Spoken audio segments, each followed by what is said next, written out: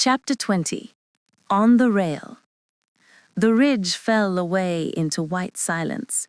What waited beyond wasn't a structure so much as an absence, a wound carved into the storm. The snow blurred into haze, thinning just enough to reveal edges that didn't belong to ice. Rose stopped first. A mound hunched under frost, another beyond it, and another still, the ribs of metal half swallowed by drift, shapes of a place erased by time. He blinked against the wind, trying to make the pieces form something human. "Volkov," he said, but his voice didn't carry. She came up beside him, visor glinting with static light. For a long moment they only stood there, watching the storm peel back its sleeve and expose what the world had buried. Antennae bent like snapped reeds, a tower collapsed on its side, rows of windows filmed blind, everything sealed, everything dead. Volkov's breath rasped in her calm. "That's not possible." Ro didn't answer. He knew that silhouette, the long dome, the skeletal gantries, the map shape he'd seen once in a report. They went down together, boots breaking through the crust. The wind keened between them, a sound like metal, remembering a song. Most of the remains of the station lay entombed, but one section still jutted through the drift, its entrance half visible, like a wound that refused to close. Up close, the ruin showed its age. Rust bled through white alloy, bolts frozen solid, cables like veins turned black. The main gate lay half buried, crushed inward by the weight of a century. Above it, a sign still clung to the frame, its paint eaten away until only a fragment remained. "Your station." Volkov's voice trembled. "Call it McMurdo, or what's left of it." The wind combed through the metal, whispering through vents that no longer led anywhere. Then, softly, dead. They worked the latch loose by hand. When it gave, it did so with a sound like a sigh, the kind a body makes when it stops holding on. Inside, stillness. A corridor floored in hard snow, notices frozen to the walls, their ink bled to ghosts. Only one word remained legible, suspended mid-command. "Visitors sign in." Volkov brushed it. The paper fell apart under her glove. They moved deeper, past stairwells clogged with rime, doors hanging open like broken jaws, and then the first bodies. 3, maybe 4. Hard to tell where one ended and the next began. Suits collapsed together, limbs locked by frost. One still sat upright, helmet tilted toward the door, a sentinel frozen mid-weight. On his sleeve, USAP, engineer. Volkov knelt beside him. They never made it out. Ro's beam caught a smear of black on metal. He scraped it with a glove. It flaked like charcoal. Blood turned brittle with time. Above it, handprints, dozens, overlapping, pressed into frost. Some small, some wide, all facing outward. "They tried to get out," she whispered. Ro nodded, and something didn't let them. Somewhere deep in the station, air shifted, a sound like metal dragging against stone. They froze. Nothing followed, only the wind in the vents. "Move," Volkov said. They followed the corridor until it ended in a wall of ice. Ro brushed it aside, revealing a hatch rimmed in black steel. Faded warning stencils clung to the surface. "Restricted. Reactor access." Volkov leaned closer. "You're seeing this?" Ro nodded. "Old core, maybe still hot. If it is, it's been humming under the ice for 40 years. The hatch resisted, then turned. Air escaped, dry, pressurized, tired. The smell followed, cold metal, dust, the ghost of electricity. They descended a service ladder into the dark, their lights carved slow arcs through a forest of frozen cables. At the bottom, the tunnel widened into a cavernous chamber. The reactor still lived. Amber light pulsed beneath its skin of ice, slow and steady, a heartbeat that refused to stop. Volkov stared. It shouldn't be running. And yet, Ro's lamp cut over the floor and froze. Footprints. Not theirs. Half filled with ice, but newer than the rest. Someone's been here, he said. Beyond the core, a window loomed, observation glass frosted from within. Something moved behind it, just a shadow, wrong in rhythm. Ro took a step forward. Could be reflection. Could be, but Volkov's hand went to her rifle. The hum deepened, vibrating through the steel. From somewhere beyond the chamber came a slow scraping sound, metal on metal, measured, almost deliberate. Ro turned his light. You hearing that? Yeah. The noise stopped. Then, stay back. The voice crawled out of the dark, stretched thin by static. Volkov flinched. Identify yourself. Silence. Then movement. A figure emerging from shadow. A body in a pressure suit fused with its own fabric, tubes embedded in the flesh, veins pulsing faintly under translucent skin. Back. It rasped. Reactor holds us. Ro's breath caught. Volkov, we're leaving. She didn't move. Us. The figure shuddered. Cold. Keeps it quiet. Then it screamed, a fractured binary wail that made the reactor flare white. The chamber shook. They ran. Up the ladder, through the hatch, slamming it behind them. The noise fell away, swallowed, but not gone. Ro leaned against the wall, heart hammering. What the hell was that? Volkov stared at the hatch. Someone who stayed connected. The radio on Ro's shoulder crackled. He grabbed it like a lifeline. Base command, this is Rail Team Delta. Do you copy? Static. Then, Ro, copy, you're breaking. What's your position? Niko. Relief hit like heat. We found the dome. Confirm it's McMurdo. The whole station's in ruins, buried but still powered. Reactor is active. Active? Niko's voice sharpened through the distortion. That's impossible. Sensor shows zero output. Believe it, it's alive, and there's something tied into it. Human remains. We're not alone down here. Volkov adjusted her wrist unit. Signal's unstable. I can't raise Cass. That's because she's not here, Niko cut in. Cass left Echo 6 hours ago, said she was going to find you. She took a crawler and went off-grid near Sector 12. Ro's heart dropped. She what? Niko, we've got full whiteout up here. She'll never make it this far. We tried to stop her, Niko said. She kept saying you weren't answering. Then we lost her tracker. Last ping came from your direction. Static hissed, a slow rise like pressure building behind the walls. Then Cass's voice bled through, faint, stretched thin under the interference. Ro, pull out. You shouldn't be down there. The channel warped. It remembers. Then silence. Cass, come in. Volkov's voice cracked. No answer. Then Cass's voice again, identical. Same pitch, same timing. It remembers. Ro froze. That's not transmission. She turned toward the bulkhead. No, that came from here. The radio spat one final burst.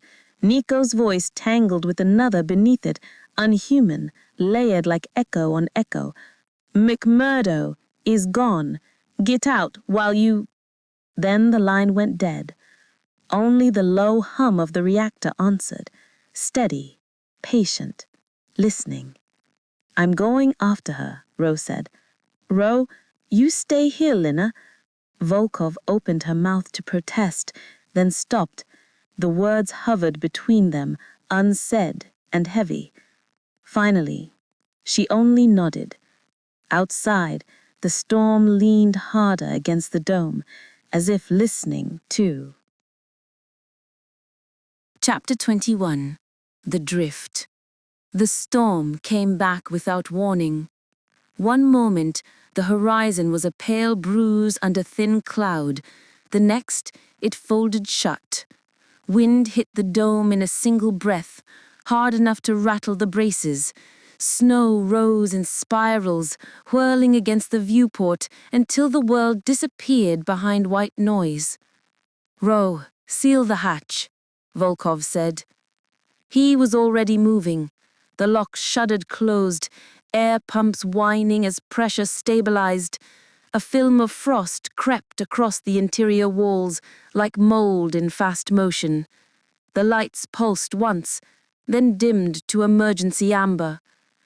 "Echo base won't get our feed," Volkov muttered, scanning the dead telemetry. "We're blind and deaf." Rowe studied the static dancing on the monitor. Kaz was north of Sector 12 when the line dropped. If this front rolled in from that direction... "She's gone, Rowe. You don't know that. And you don't know she's alive." He didn't answer. The hum of the generator filled the silence, steady as a heartbeat, trying to convince itself it still belonged to a body. Then he slung his field pack across his shoulder. "I have to believe she's alive, Lena." His voice cracked on the word believe. "I just have to." Volkov caught his arm. "If you go out there, I can't track you. No GPS, no return beacon, nothing. I'll leave a tracer along the rail. If the storm eases, it'll ping." "4 hours," she said finally. "After that, I lock the gate." He nodded. "If Kaz comes back before me..." "I'll keep her breathing," Volkov said, then handed him a brass compass, scratched to dullness. He managed a faint smile. "That's what I'm afraid of." For a heartbeat, they simply stood there, two figures suspended between warmth and white noise. Then Rowe turned. Volkov met his gaze through the fogged visor and gave a small, wordless nod. The airlock sealed behind him with a tired sigh. The outside hit like impact. The wind wasn't a sound, but a pressure, slamming into his suit until every joint whined. Snow blurred sky and ground into the same plane. He had to look down to believe he was still standing. The rail line ahead was little more than a scar of iron ribs vanishing into the storm. He moved anyway. Each step was work, boot, drag, brace. His breath fogged the visor and froze at the edges. His pulse echoed in his ears like a ticking metronome. He counted strides to keep time. 3, breathe, adjust bearings. The compass needle jerked erratically, the storm's magnetics twisting north into nonsense. At first, there was only wind. Then another sound bled through, a low moan that rose and flattened again. He stopped, listened. A second cry joined it, then a third, woven through the static. Wolves. No wolves in Antarctica, he remembered. He turned in a slow circle, visor sweeping for heat signatures. Nothing. The howls came again, closer this time, too regular to be natural, each one spaced exactly 8 seconds apart. His calm meter fluttered in rhythm with them, tiny peaks like heartbeats on the display. "Rowe, are you hearing this?" he said. No response.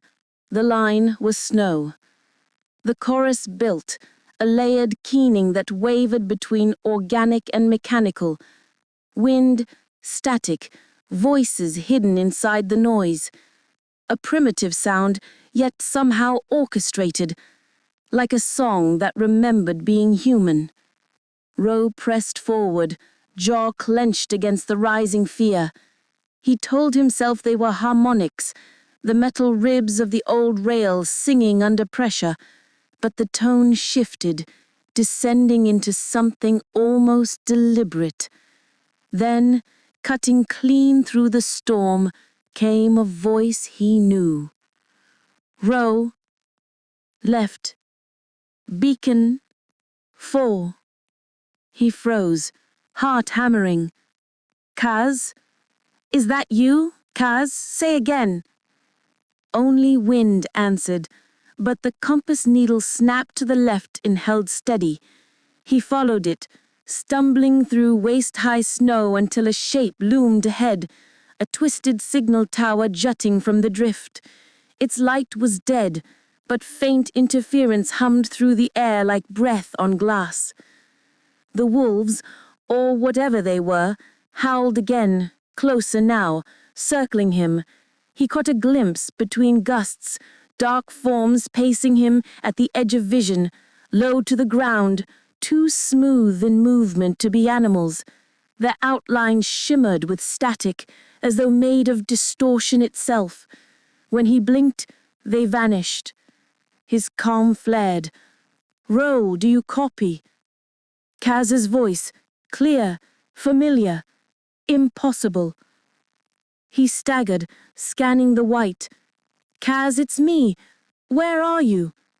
You're close. Keep north. The feed fractured, dropped an octave, then steadied into calm mechanical precision. Don't stop. Now. He turned north. The compass needle spun once, then froze to match the voice. The storm fell into rhythm with his steps, gusts timed like breath. Behind him, somewhere deep beneath the ice, the ground shifted, a dull, heavy exhale that rolled under his boots. He didn't look back, only forward, into the white, chasing a voice that shouldn't exist. Chapter 22.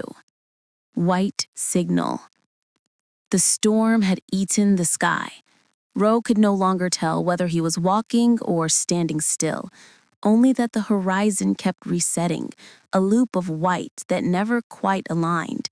The compass needle trembled between directions like a trapped insect. He pressed on. Every step hissed. Ice crackled underfoot, sharp as glass. The wind wasn't steady anymore. It pulsed, short bursts, rhythmic, almost breathing. Somewhere beyond the static came a howl, then another. They carried strangely well, bending through the wind as if following the rail itself. Deep, then high, then deep again. Voices too measured to be random. The first time he'd heard them, he'd thought wolves. Now they sounded like something learning to mimic wolves. Roll slowed. The snow around him moved in tiny spirals, forming grooves that pointed north. For a moment, he thought they were tracks, then realized they were signal lines, thin magnetic distortions dancing over the surface like veins of light. He flicked a palm to shortband. Volkov, if you can hear this, something's... Static erupted, thick enough to blur the HUD. A hum threaded through the noise. 3 slow beats. Pause. Repeat. The same rhythm the reactor had breathed inside McMurdo. Cass, if that's you. The channel cleared for a second. Ro? Her voice soft, close, layered beneath the wind. Keep walking. He turned his head, scanning the blur. Say again? Direction? Follow the sound. The words slid into the gale, smooth and toneless. He switched off the comm. The voice stayed. The howls rose again, dozens now, echoing from all sides. He glimpsed motion, shapes weaving between gusts, four-legged, low, flickering like film frames skipping. For a heartbeat, their eyes reflected the light of his torch, pale discs ringed with circuitry. When the wind shifted, they vanished. Only the pattern remained. He tried to run, but running in the white was like swimming in a dream. Every stride dragged him backward. The compass needle spun, locked, then pointed up. The sound changed. What had been howls became syllables drawn out across frequencies, each one almost words. Row, your clo.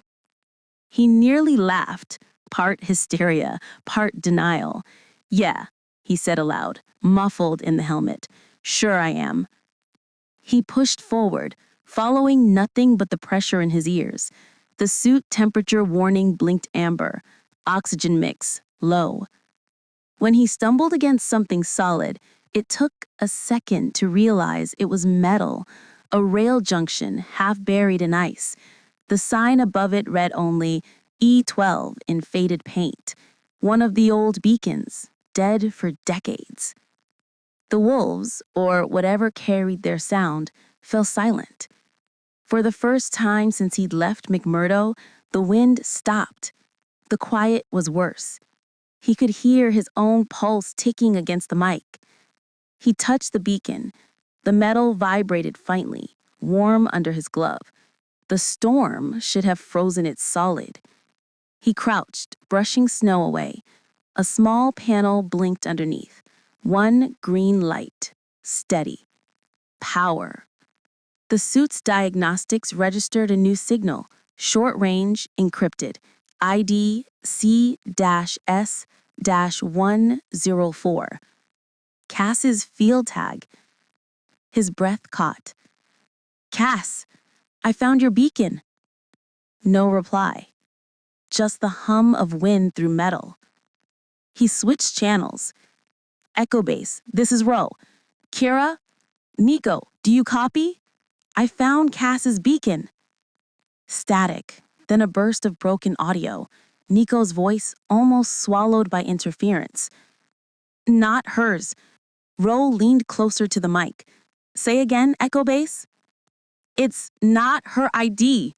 Repeat, not her. She left it here. Can't be hers. The line cut off, replaced by a high whine that crawled across the channel. Ro. The word was clear, inside the helmet. The comm was still open. He froze, pulse hammering. That wasn't Niko. Or was it? Cass, he whispered. Where are you? He looked up sharply. A shadow moved behind the curtain of snow, 20 meters ahead. Slim, human-shaped. It raised one arm, slow and uncertain. Cass! He stumbled toward it. The figure blurred, stepped backward.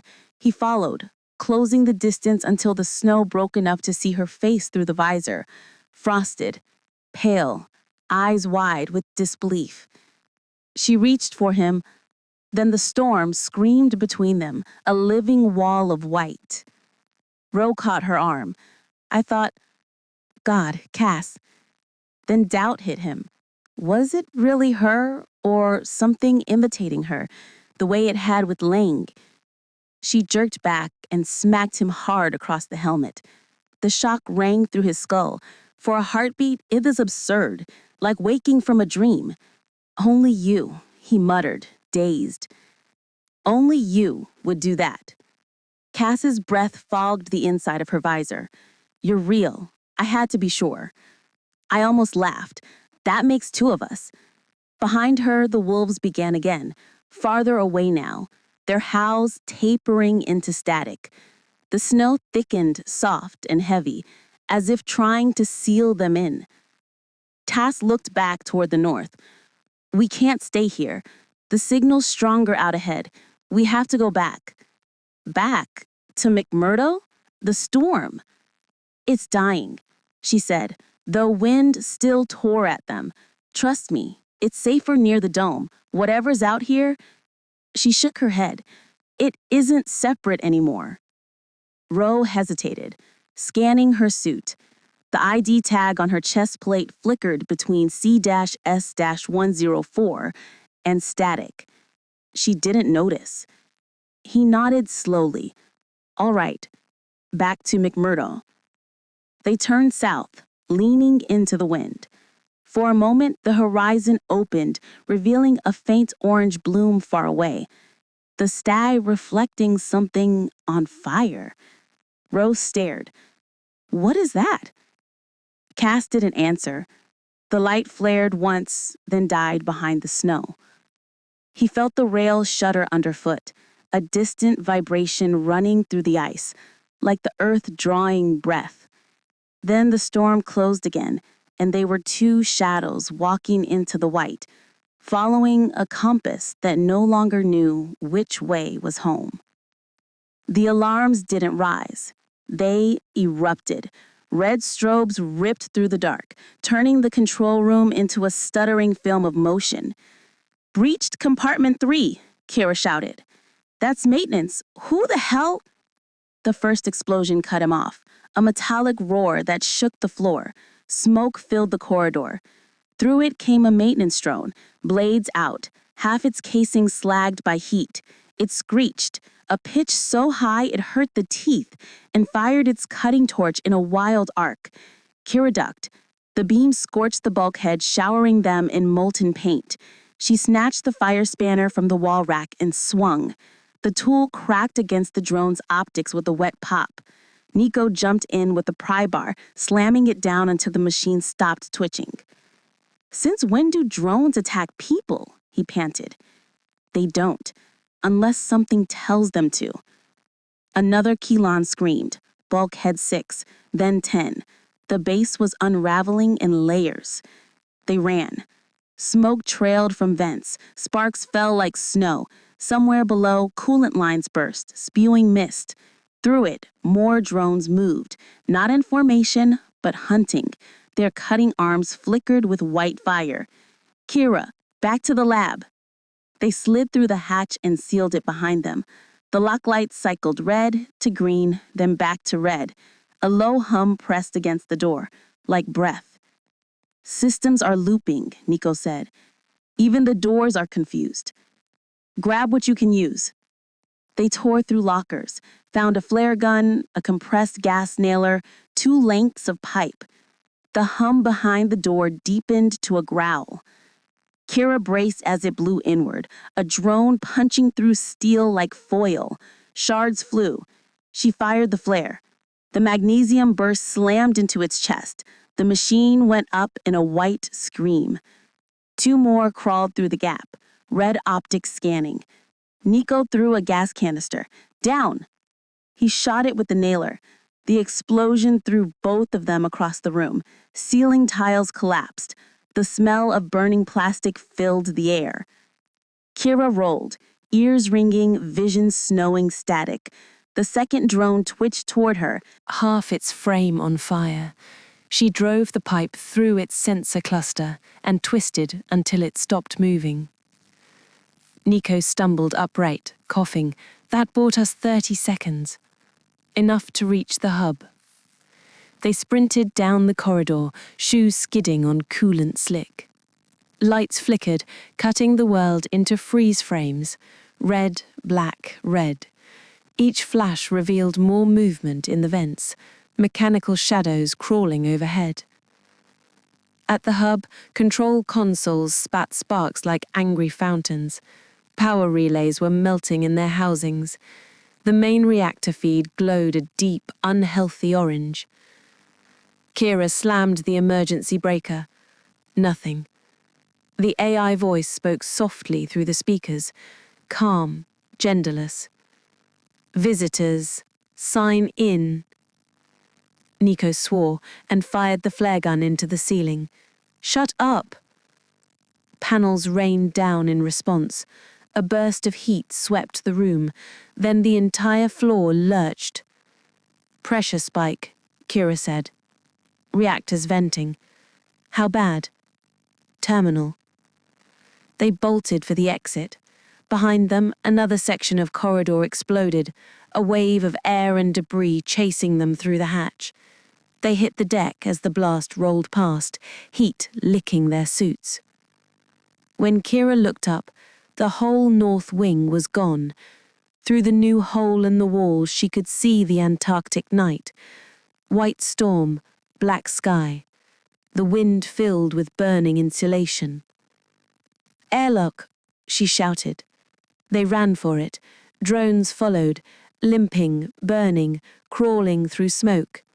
One launched a cutting torch like a thrown spear. It punched through Niko's pack and burst into blue fire. He tore it free and hurled it back. The explosion lit the corridor in orange flame. They reached the main lock. The control panel blinked override active. Keira slammed the manual wheel.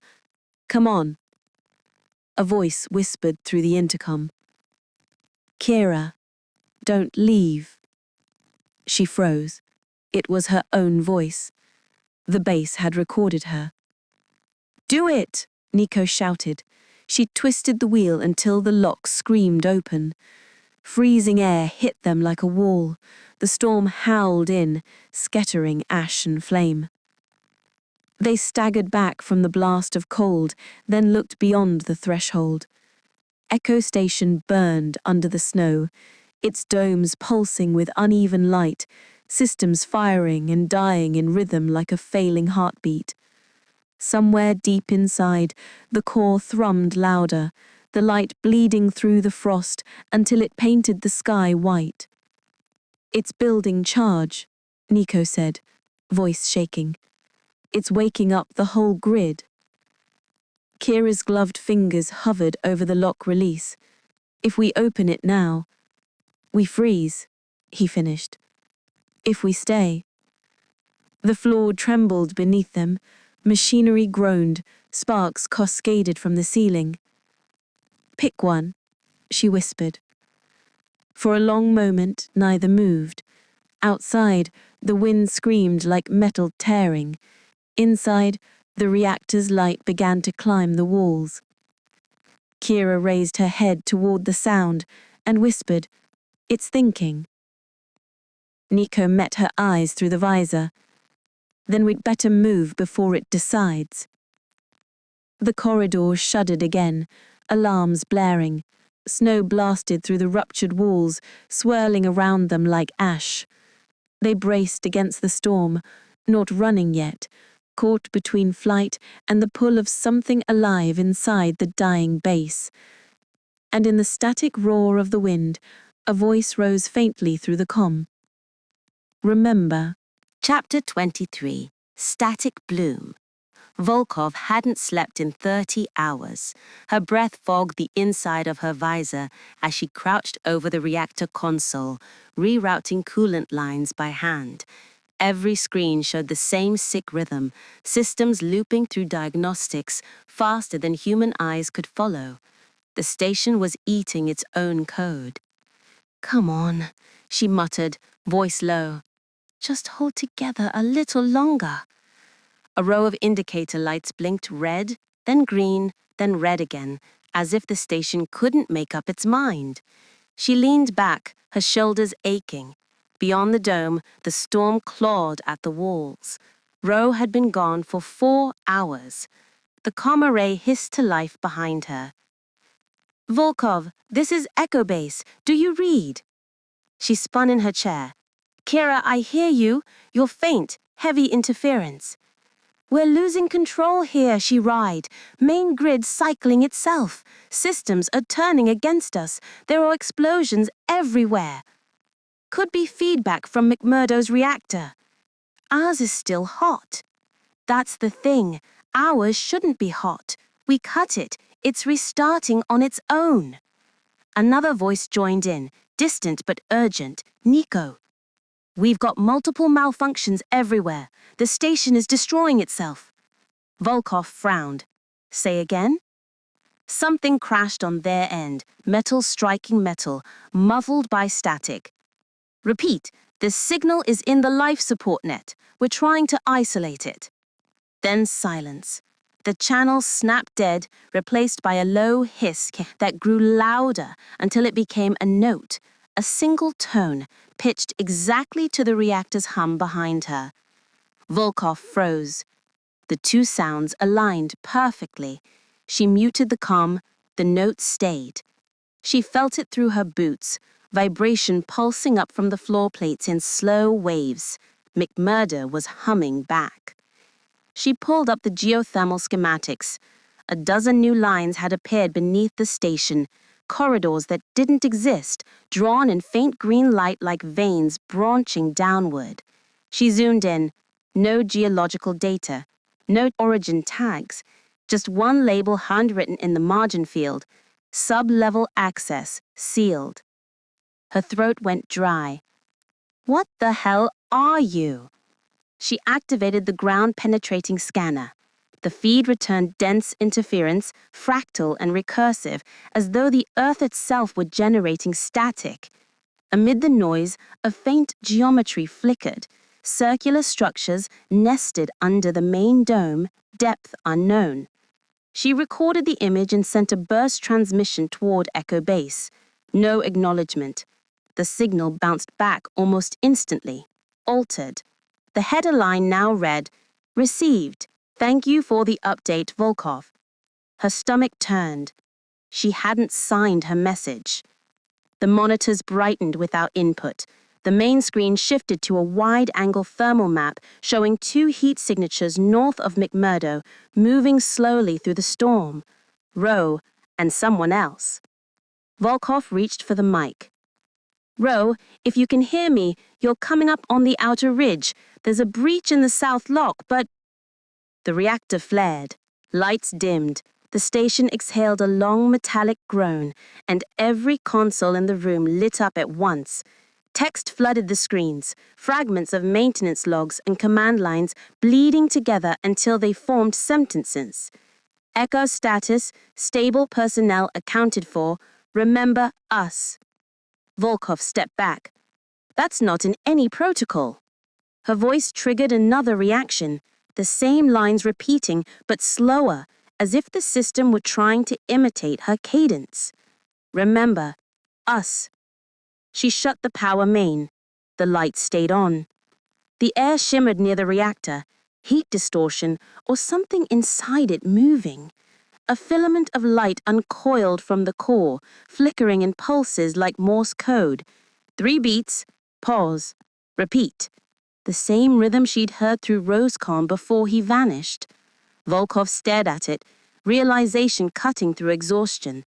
It wasn't malfunction, it was communication. Her mic blinked. Incoming transmission. Keira again, voice broken and shaking. "Volkov, Niko's hurt. We're leaving. Base is..." Static swallowed the rest. Then beneath it, the same cold voice that had spoken through McMurdo before. "Visitors, sign in." The reactor pulsed in response, the filament twisting faster. Volkov whispered to herself, "You're not supposed to be talking." The console printed a final line across the entire screen, letters flickering like dying light. "We never stopped." Then the power grid failed. Not an explosion, not a short, just absence. And McMurdo fell into perfect, breathing dark. Chapter 24. Contact. The storm had quieted to a low electric hiss. Rowe and Cass moved through it side by side, visors haloed by drifting light. They had stopped speaking after the first few minutes. The silence between them felt heavier than the cold. Rowe's compass hung useless on his wrist, the needle locked mid-spin. The rails beneath the snow were gone.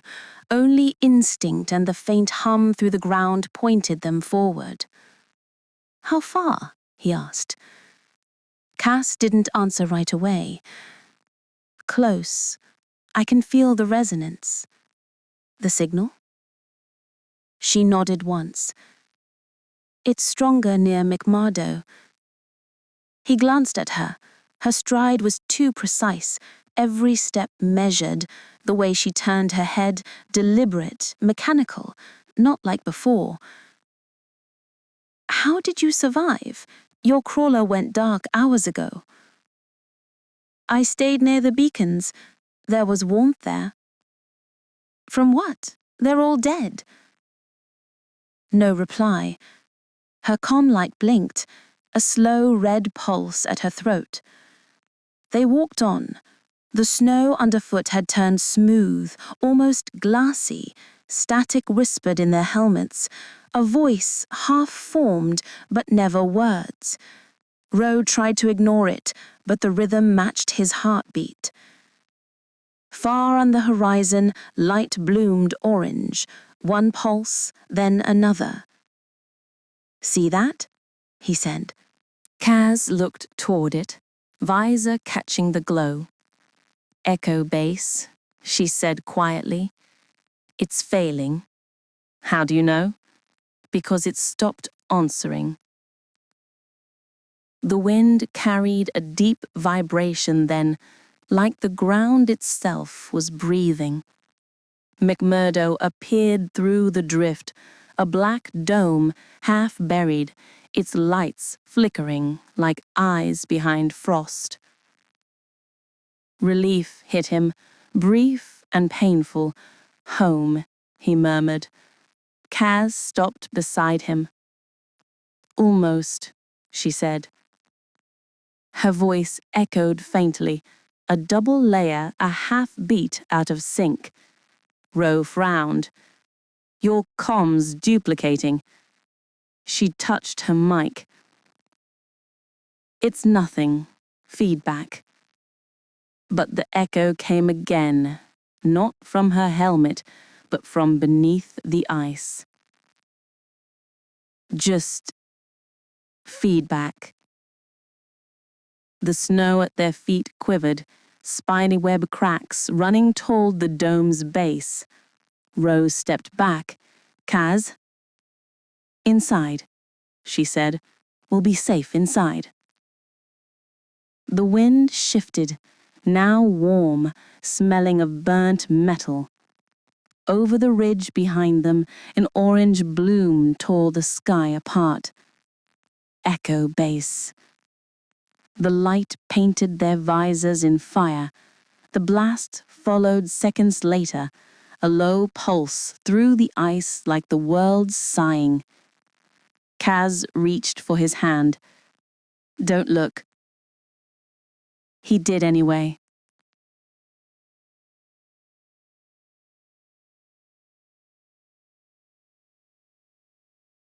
Chapter 25. The Listening Wall. McMurdo's lights were dying one by one. Volkov moved through the corridor by headlamp, boots cracking frost that glittered like glass. The metal beneath her vibrated faintly, a pulse running through the floor, slow and uneven. Somewhere in the distance, a door slammed itself shut, echoing down the empty spine of the base. She flinched, pulse rising. Every surface hummed, soft, rhythmic, as though the station were breathing through its ribs. The hum wasn't power, it was pulse. In the reactor chamber, the heat shimmered like a mirage. Consoles spat static, letters forming half words before vanishing. When she leaned over a screen, her visor fogged. Wiping it clear, she caught her reflection ripple, two sets of eyes where one should be. She blinked hard, but they stayed. A loose cable swung from the ceiling and brushed her shoulder. She spun, weapon half raised. Nothing there, only the whisper of air moving through the vents. She exhaled slowly and forced open the diagnostics. Power output, rising. Containment seals, degraded. Origin, unknown. External interference. Something clattered behind her, a metal rod sliding off a workstation. The sound was small but sharp enough to jolt her nerves. She turned too quickly, boots skidding on frost. Her glove caught the edge of the console before she fell. The hum deepened in response, vibrating through her ribs, through her teeth, as if the station were matching her heartbeat. Then it came again. 3 pulses, pause. 3 again. She'd heard it before, out in the storm, through the wolves. A code. A call. Volkov keyed the transmitter. McMurdo control to any active station. Power grids self-feeding. Containment breach imminent. Static answered, then her own voice, warped and delayed. Containment breach. Breach. She tore off the headset, but the echo didn't stop. It crawled through the steel, through her bones. Visitors, sign in. The voice wasn't electronic. It was inside the walls, toneless, mechanical, yet aware. She turned.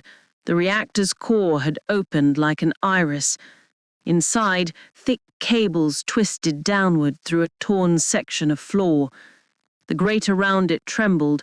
One bolt popped free and rolled toward her boot, spinning before dropping through the gap. She crouched and peered into the hole. Cold air rose from the wound, dry, ancient, smelling of ozone and stone. Far below, something metallic caught the faint light of her lamp, rungs disappearing into darkness. Paint flaked around the breach, faded stenciling, barely legible. Access hold, level 1. Her pulse quickened. Not a reactor, a lid. She started a visual log. Secondary facility located beneath McMurdo structure, possible pre-expansion design, descending. The floor trembled, dust poured from the ceiling.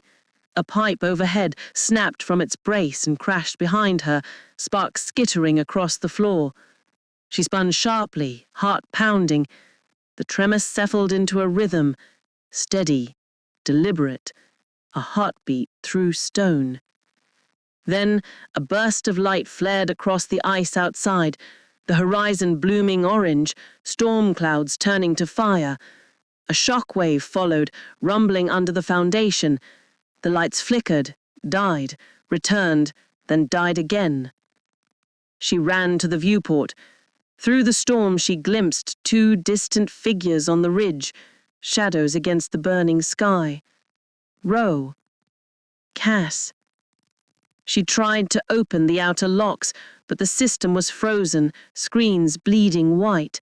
Static whispered through the comms, stitched from feedback. Come below. Below. She turned toward the hatch. The glow from the core spilled down the shaft like molten light. Beneath it, she saw the faint curve of structure, black glass, concentric rings, the outline of a buried dome. The hum rose again, fusing into a single tone until every bolt in the station vibrated.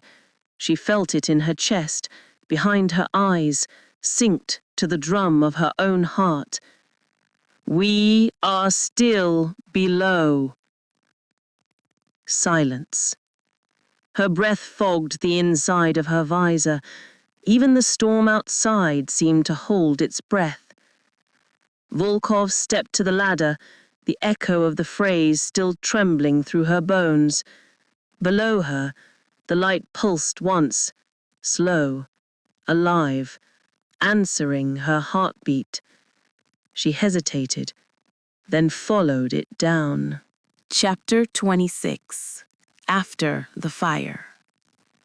Keira came to inside a world of light and noise. The snow around her glowed faintly orange, melting from the heat still bleeding up through the crater. Her helmet display blinked red across the visor. The air was thin and full of ash. She tried to stand and nearly fell again. Niko?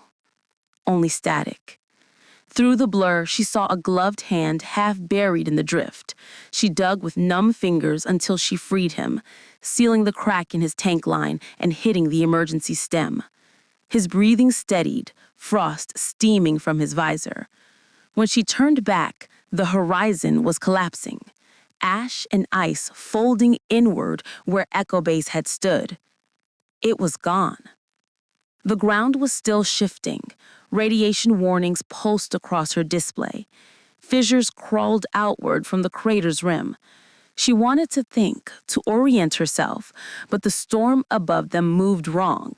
Shadows gliding between veils of smoke, tall and thin. Niko stirred, groggy. Rescue? She shook her head. No rescue. We move, now. She hauled him up and started toward the west ridge. McMurdo was still a long way. Behind them, the snow closed like water.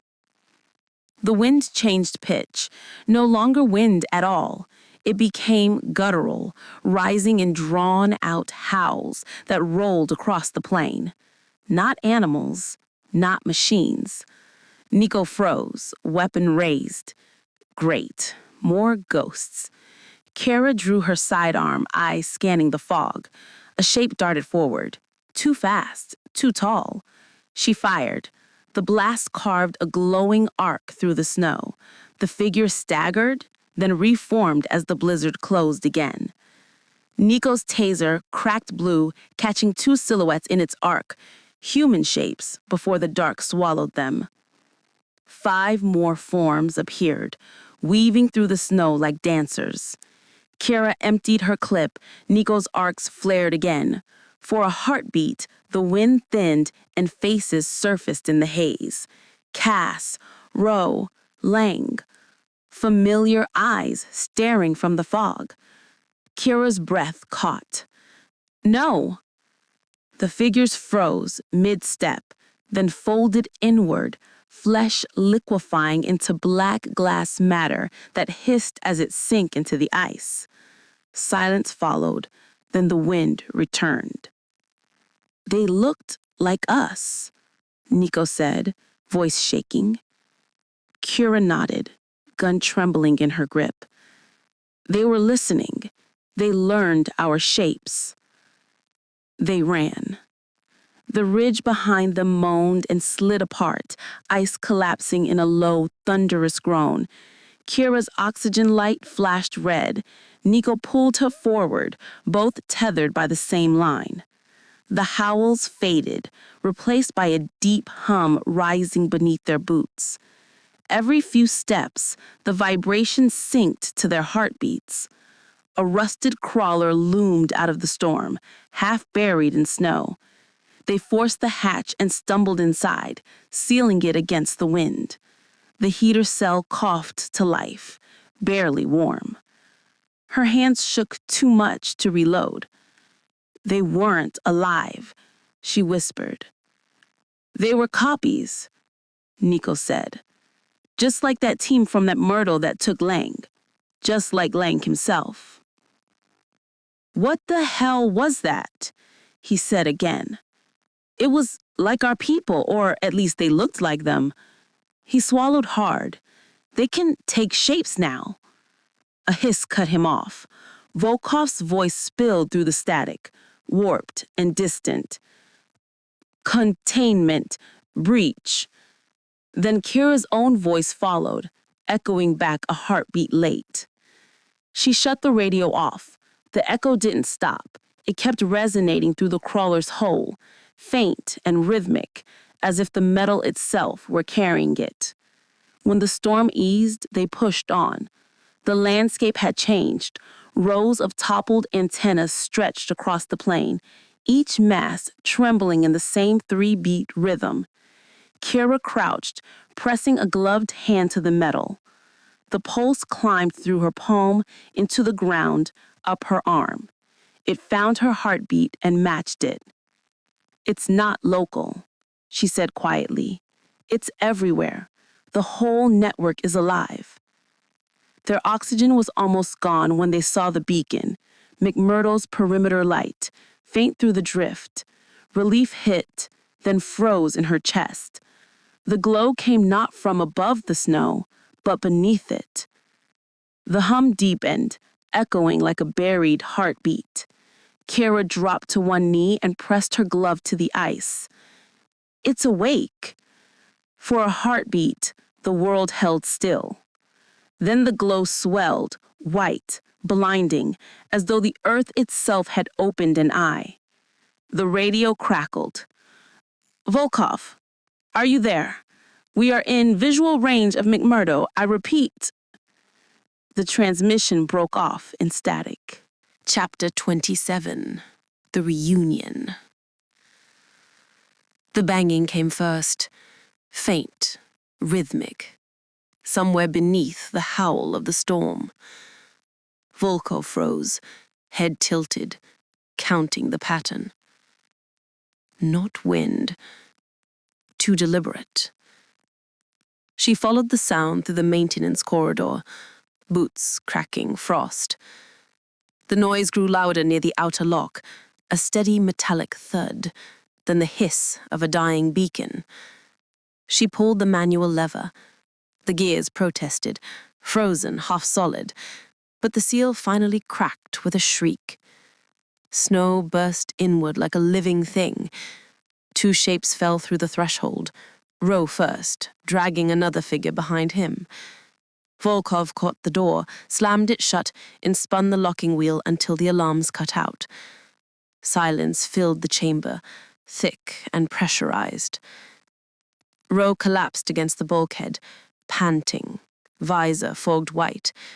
The other, Cass, slid down the wall, clutching her left arm.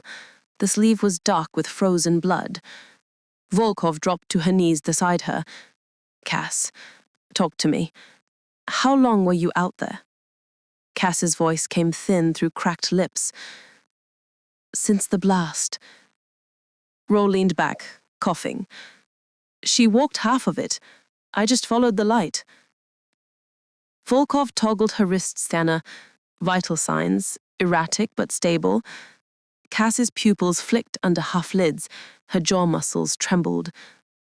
Roe muttered, "No wonder she's stressed." Volkov pulled a syringe from her belt, thumbed the dial to minimum dose. Hold still. The sedative hissed softly as it entered Cass's arm. Her breathing evened out. Better? Cass nodded weakly. Yeah. She looked down at the tag hanging from her collar. I thought I left this in Echo. Roe froze. You did, he said. I found it in the snow outside, hours after you were gone. Cass stared at the tag, then at Roe. The color drained from her face. Roe, she whispered. What the hell is going on? He didn't answer. He never lost her gaze. For a moment, none of them spoke. The only sound was the deep hum rising through the floor plates, steady as a heartbeat. They moved together through the corridor, past dead terminals and the smell of cold metal. The emergency lights painted everything in shifting amber, flickering like candlelight on ice. Generators still running? Roe asked. Auxiliary only. Main grids unstable. Cass kept close behind, her steps uneven but determined. Her eyes darted along the walls, tracing condensation that pulsed to the rhythm underfoot. The command room waited at the center of the dome, half lit, half shadow. Frost veined the console screens. Volkov wiped one clean with her sleeve, coaxing a flicker of data to life. Sit, she told them. Start from the beginning. Volkov eased into the nearest chair. Echo's in trouble, she said quietly. I heard Keira and Niko on the radio a while back. Roe looked up. What kind of trouble? She hesitated. Couldn't tell. The signal broke up. Something about a breach. Roe's jaw tightened. The image came back. The orange glare on the horizon, the ground trembling under his boots. I saw it. The whole ridge lit up. It wasn't a storm. It was an explosion. Cass turned toward them, voice barely a whisper. Then they're gone. Keira, Cass gasped, as if the name itself could pull her back through the static. None of them said it, but they all understood Whatever had taken Echo wasn't finished. Volkov studied Cass for a long second, then nodded. You did the right thing, leaving when you did. The lights flickered. All three looked up. A relay snapped somewhere down the hole. A door cycled open and closed twice, then stuck half shut. Volkov killed the main power switch. The hum of the turbines dropped to a low, physical vibration. Ro exhaled slowly. It feels like the base is breathing. Or remembering, Volkov said. Ro rummaged in his pack. Found this, on the way in. A small data block, half melted, stamped with an Echo registry code. Cass blinked. That's one of McMurdo's storage cores. Volkov slotted it into the console. The screen spat static, then resolved into jittery footage. Men and women in heavy suits moving through a carved tunnel of black glass. One held a scanner, tracing slow arcs across the walls. The display flickered with sonar blooms, forming a perfect sphere. The feed cut to a title overlay, Access Hold, Level 1. Then the video froze. The hum from the floor deepened until the panels trembled under their boots. Cass whispered, "That's under us." Volkov leaned over the console, tapping readouts that fused to stabilize. Seismic activity rising, steady, localized directly below McMurdo. Ro rolled his face. If it's down there, we shut it off before it opens itself. Cass's voice steadied. We should see what it is first. Volkov looked between them. Whatever this place is, it's waking up, and I don't think we want to be here when it does.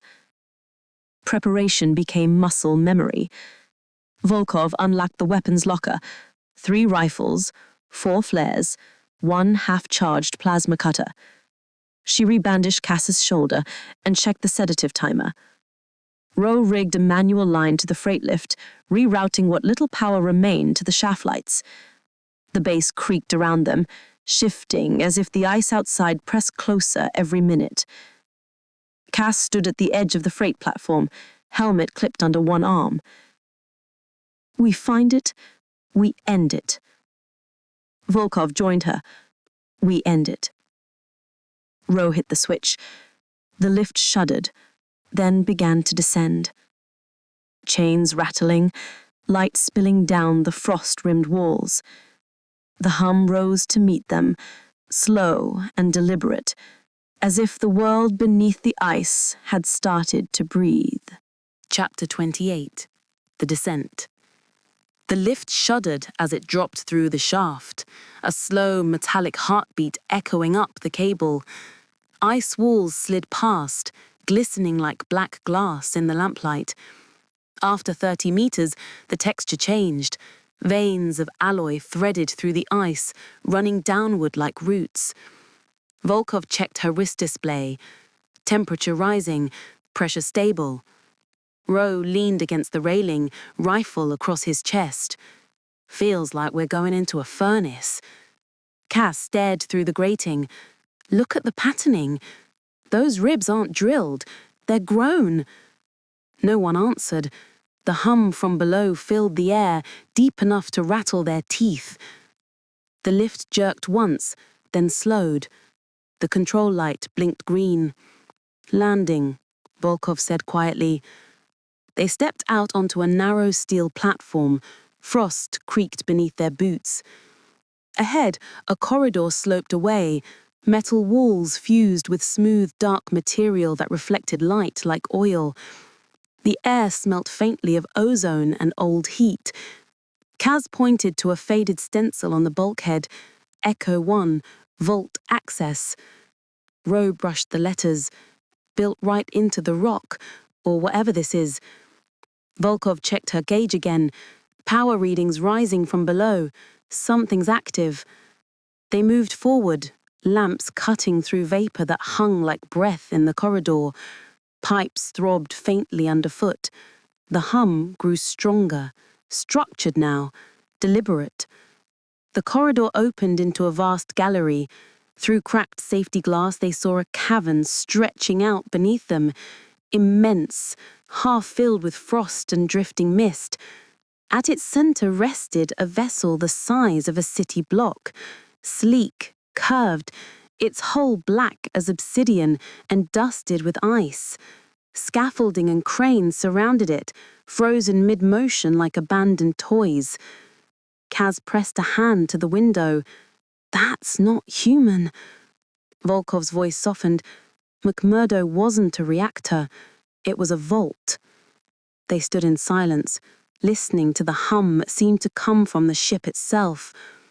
A spiral gantry wound downward into the cavern. Their steps echoed off the frozen walls. The closer they came, the more their lights picked up faint blue currents beneath the ship's skin, lines pulsing slow and steady, like veins under translucent flesh. Kaz reached the floor first. There's heat coming off it.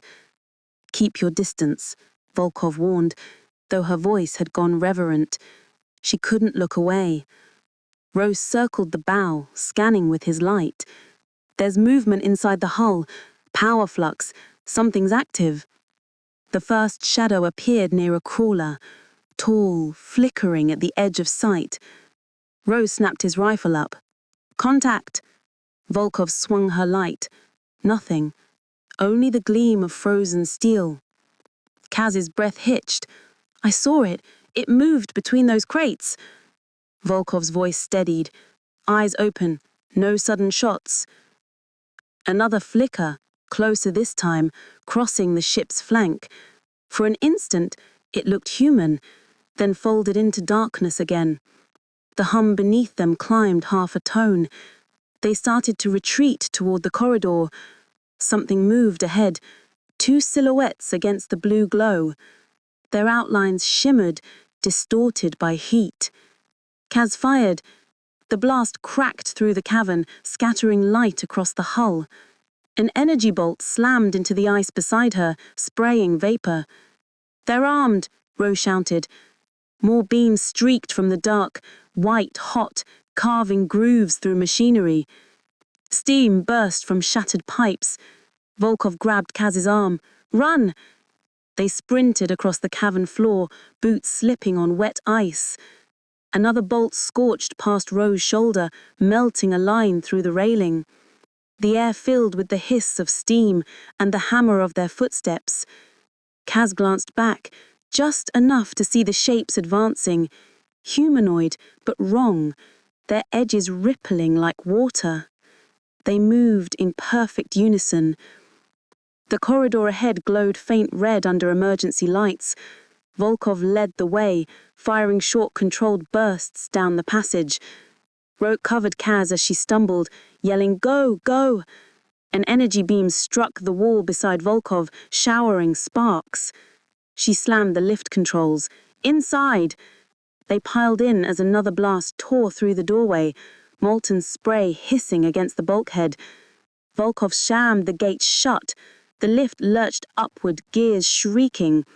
Through the grating they watched the cavern fall away, the ship below glowing from within, its veins of light spreading outward through the ice like awakening arteries. The shadows gathered around it, moving with purpose. Kaz pressed a trembling hand to the railing.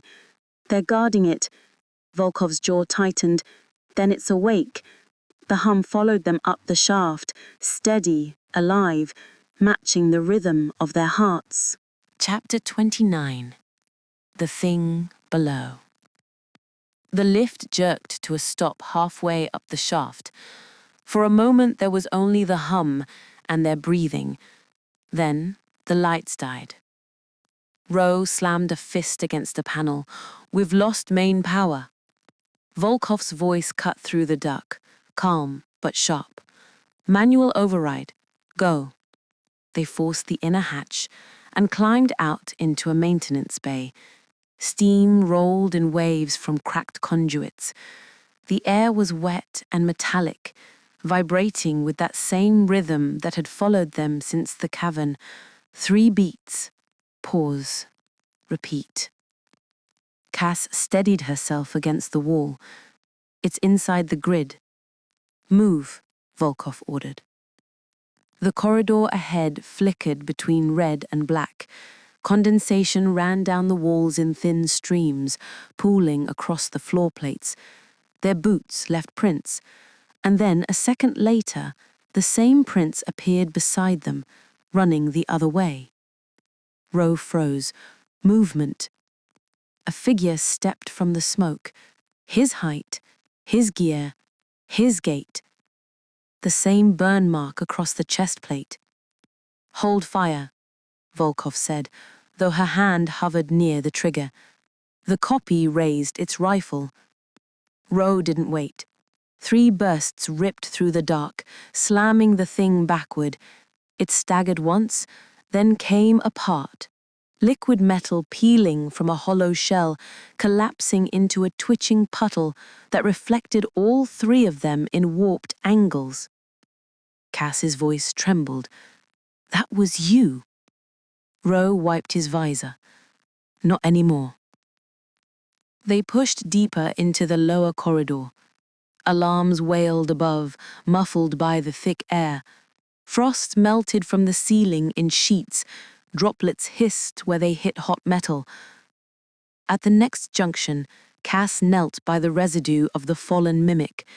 It still pulsed, tiny flashes flickering inside like sparks under glass. It's copying patterns. Every time we fire, it learns. Volkov stared at the walls. The reflections no longer matched their movements, each one a fraction too slow. The base groaned. A deep crack rolled through the floor. Red lights flared, bright enough to burn shadows into their visors. From every doorway along the hall, something began to move. Figures forming out of the wet sheen on the walls, faces half-shaped, bodies still liquid. Back! Volkov shouted. The first creature reached for her. Its hands split open, unfolding into glassy threads. She fired point blank. The shot punched a hole straight through, but the fragments stayed alive, crawling back together. Rose struck a flare and slammed it to the wall. The magnesium hissed white. The creature recoiled, shrieking without a mouth. "Fire hurts," he yelled. "Then burn them," Volkov snapped. They ran. The tunnel twisted, lights strobing with every step. Behind them, the shapes followed, half running, half flowing, footsteps perfectly in sync. Cass hurled a thermal charge. The blast filled the corridor with blue fire and freezing vapor. For a heartbeat, silence, then movement again. Closer. Many. Ro's voice crackled through the comm. "They're everywhere! Ladder shaft, up!" The freight chamber was half collapsed, steam pouring from ruptured vents. The lift hung above, cables swaying like vines. They climbed through the mist, hands burning on the heated rungs. Cass slipped, Ro caught her harness and hauled her higher. Below, a single mimic crawled up the wall, its face shifting through their own. Volkov's eyes, Ro's mouth, Cass's whisper, "Wait." Ro yanked a flare from his belt and dropped it. The creature reached and burst in light, molten spray hissing into the fog. They reached the upper bay. Volkov shoved the manual wheel with both hands, locking it once, twice, until the bolts clang home. Steam roared through the seams, then stopped. Cass sank against the bulkhead, shaking. "Tell me that's done." Volkov leaned on the wheel, helmet off, breath loud in the still air. "We didn't kill it." Ro turned, rifle raised. "Then what did we do?" Volkov looked down. The vibration was back. 3 beats. Pause. Repeat. Strong enough to ripple the water pooled at their feet. We shut the door, she said quietly, while it's still breathing. No one spoke. The light steadied to dim red. Through the walls, far below, the hum kept time, like something remembering their footsteps.